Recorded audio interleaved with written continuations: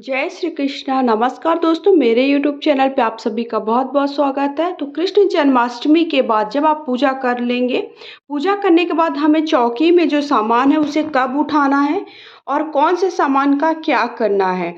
जैसे जब हमारा दीपक शांत हो जाएगा तभी हमें सारे सामान को उठाना है। अब उठाने के लिए कौन कौन सी सामग्री को कहाँ रखना है, कौन सी सामग्री का विसर्जन करना है और कौन सी चीज़ों को हमको प्रयोग में लाना है, तो ये इस वीडियो में आप सबको बताने वाली। अगर वीडियो थोड़ा भी पसंद आता तो प्लीज़ एक वीडियो को लाइक शेयर करिएगा। पहली बार चैनल पे आए तो चैनल को सब्सक्राइब करके कमेंट बॉक्स में जा करके हर हर महादेव, श्री शिवाय नमस्तुभ्यम या जय श्री कृष्णा अवश्य लिखिएगा। तो ये हमें पूजा की जो प्रक्रिया है वो रात्रि को शाम को 7 बजे हमें क्या करना है, खीरे से श्री कृष्ण भगवान को जन्म के लिए खीरा रख देना है और उन्हें लड्डू गोपाल अगर आपके पास है तो उन्हें एक टोकरी में फूलों से ढक देना है। अगर कृष्ण भगवान की फोटो या मूर्ति है तो उन्हें कपड़े से ढक देना है। फिर उसके बाद रात्रि को जैसे ही 12 बजेगा तो 12:01 के बाद हमें 12:45 के बीच में हमें श्री कृष्ण भगवान के जन्म की जो प्रक्रिया है वो संपन्न कराना। जन्म की प्रक्रिया कैसे करना उसका वीडियो पहले चैनल पे अपलोड कर दिए हैं। बहुत सारे वीडियो मैंने शेयर किए हैं कि पूजा कैसे करनी है, पूजा की सरल विधि क्या है। अगर आपके पास लड्डू गोपाल या श्री कृष्ण भगवान नहीं है तो आपको कैसे पूजा करनी है, खीरे से श्री कृष्ण भगवान का जन्म कैसे कराएं और जन्माष्टमी की कथा क्या है, सारी चीजें अब मैंने शेयर कर दी। कुछ भी आप पूछना चाहते हैं तो कमेंट बॉक्स में जाकर के पूछ सकते हैं। अभी बताऊंगी कि पूजा कर लिया है आपने। पूजा करने के बाद अब आपको देखिए, जैसे ही आपका दीपक शांत हो जाएगा, दीपक शांत होने के बाद हमने खीरा चढ़ाया था, जो खीरा कट करके आपने श्री कृष्ण भगवान का जन्म की जो प्रक्रिया कराई थी तो वो उठा लेना है। और उसके साथ साथ आपको जो भी आपने भोग चढ़ाए थे, जैसे फल चढ़ाए हैं और भोग में आपने पंजीरी का भोग लगाया या और सारी चीज़ें, जो भी सामग्री आपने भोग में चढ़ाई है वो सारी सामग्री आपको रात्रि को ही उठा करके भोग के रूप में आप खुद भी प्रयोग कर लीजिए और घर के जो भी सदस्य हैं उन सभी सदस्यों को आप भोग में आपको वो दे देना है।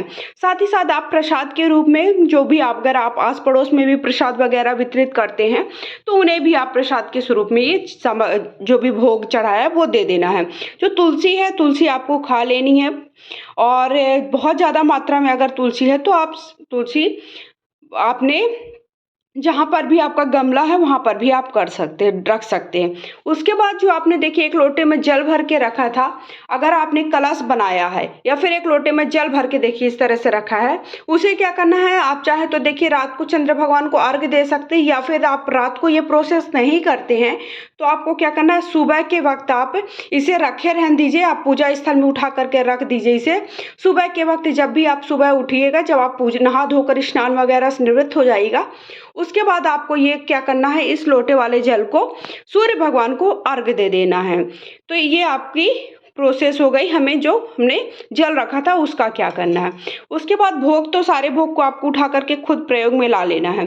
उसके बाद जो आपने कृष्ण भगवान रखे हैं, कृष्ण भगवान की फोटो या मूर्ति रखी है, उसे आप रात्रि भर रखे रहने देना चाहते हैं तो वो भी ठीक है, या फिर आप सुबह के वक्त उठा करके अपनी पूजा स्थल में फिर से प्रयोग में ला लीजिए।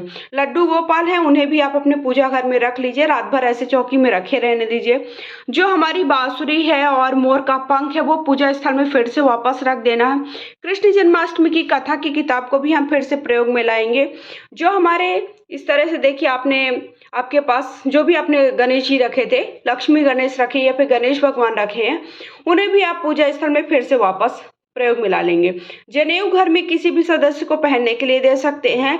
या फिर देखिए आप दक्षिणा का क्या करना है, आपको दक्षिणा को आपको श्री कृष्ण भगवान के लिए जो भी है आपकी पूजा स्थल में, जो भी श्री कृष्ण भगवान है, लड्डू गोपाल जिनका भी आपने पूजा किया है, उनके लिए यथासंभव जो भी उनके लिए कोई ना कोई उपहार ले आना है। आपको कुछ भी उपहार ला सकते हैं, जैसे आप उनके लिए कपड़े ला सकते हैं, उनके लिए कोई खिलौना ला सकते हैं, फिर उनके लिए झूला वगैरह ला सकते हैं, उनकी सजावट की सामग्री ला सकते हैं, मतलब उनसे जुड़ी हुई सामान ही आपको लाना है, इसका आपको किसी को देना नहीं है। फिर उसके बाद जो आपने फूल वगैरह चढ़ाए तो वो फूल वगैरह आपको क्या करना है, सभी को रख देना है। आप चाहे तो देखिए मिट्टी में विसर्जन कर सकते हैं या फिर बहते जल में भी इनका विसर्जन कर सकते हैं, ये आपके ऊपर है, आपको जैसे संभव हो, जैसे आप किस सब आप कर सके वैसे। फिर उसके बाद जो देखिए ये गाय लाना है आपको। मैंने बोला था कि कृष्ण जन्माष्टमी के दिन ये कामधेनु गाय है, ये गाय लाना बहुत ही शुभ माना जाता है। हो सके तो चांदी की या पीतल की गाय लाए, बहुत ही शुभ है। लेकिन अगर आप नहीं ला सकते तो इस तरह से भी आप गाय ला सकते हैं पूजा स्थल में। तो ये गाय को क्या करना है, ये भी आप पूजा स्थल में वापस से रख देंगे। जैसे गोवत्स द्वादशी है, बहुत सारी ऐसे पूजा होती हैं कि जिनमें श्री कृष्ण भगवान का जो भी पूजन होगा या फिर आप श्री हरि का पूजन होता है उसमें फिर से इनको प्रयोग में लाएंगे। और जन्माष्टमी के दिन देखिए इस तरह से बांसुरी लाना और मोर का पंख लाना भी बहुत ही शुभ होता है। तो ये भी आप आज के दिन अवश्य लाइए हो सके तो। इस तरह से फिर उसके बाद लड्डू गोपाल को देखिए रात उसके बाद ये जो लड्डू गोपाल हैं उन्हें रात्रि के समय जब पूजा संपन्न कर लीजिएगा उसके बाद एक बार झूला अवश्य झुला दीजिएगा।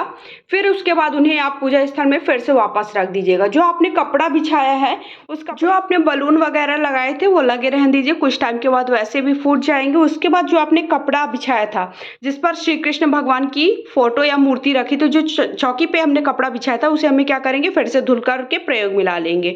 तो इस तरह से श्री कृष्ण जन्माष्टमी की पूजा के बाद हमें सामग्री जो भी चढ़ी हुई थी उन्हें उठा लेना है और जो चीज़ें विसर्जन करना है मैंने बता दिया है। जो चीज़ें आपको प्रयोग में लाना है वो भी बता दी। कहीं पर भी हमें ऐसा नहीं है कि कई लोगों ने पूछा है कि क्या लड्डू गोपाल का हमें विसर्जन कर देना है, तो जी नहीं, आपको लड्डू गोपाल या किसी भी फोटो या मूर्ति का विसर्जन नहीं करना है। तो आपको सारी बातें समझ में आ गई होंगी कि हमें श्री कृष्ण जन्माष्टमी के पूजा के बाद चौकी को कब हटाना है, जल का क्या करना है, जो आपने जल रखा था एक लोटे में, जो भी आपने दक्षिणा रखी थी उसका क्या करना है, बाकी सारी सामग्री का क्या करना है। तो अगर आप सबको वीडियो पसंद आया है, जानकारी सारी मिल गई है, सब कुछ समझ में आ गया है, तो प्लीज़ वीडियो को अभी तक आपने लाइक नहीं किया तो लाइक कर दीजिए।